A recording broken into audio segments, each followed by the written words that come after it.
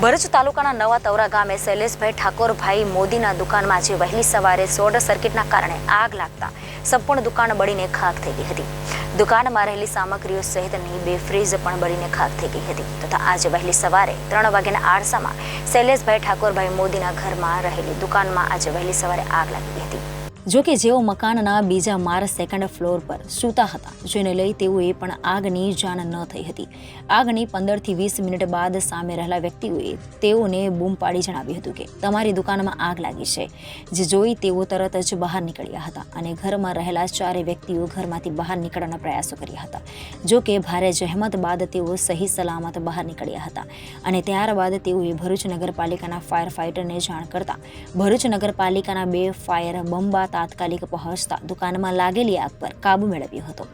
જો કે આ ઘટનામાં કોઈ જ પ્રકારની જાનહાનિ થવા પામી ન હતી, પરંતુ દુકાનમાં રહેલો 15 લાખથી વધુ કિંમતનો માલ સામાન બળીને ખાખ થઈ ગયો હતો। ત્યારે નવા તવરા ગામે દુકાનમાં આગ લાગી હોવાના મેસેજ ફરતા ગામ લોકોના તોરે તોરા ઘટના સ્થળ પર પહોંચી આવ્યા હતા।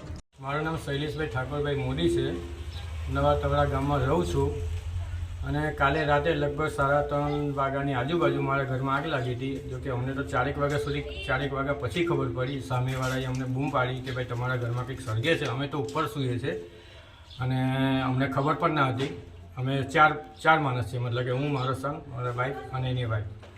હવે પછી એ લોકોને ગમે તે હિસાબે એ લોકોને બહાર કાઢ્યા, પણ મને બી તકલીફ પડી હતી બહાર નીકળવામાં અને બહુ મુસીબત પડી હતી, મતલબ કે આગળથી બહાર નીકળ્યો દુકાનમાં ફાયર લાગી અને લગભગ મારી દુકાનમાં 15 લાખ રૂપિયા જેવું નુકસાન તો ખરું જ। મતલબ કે ટોટલી માલ ભરેલો હતો અંદર અને બધું જ મતલબ કે બળીને ખલાસ થઈ ગયું છે। કંઈ જ નથી, દિવાલોને બી નુકસાન થયેલું છે અને ઘરને પણ બધું ડેમેજ તો થયેલું જ છે, મતલબ કે આમ।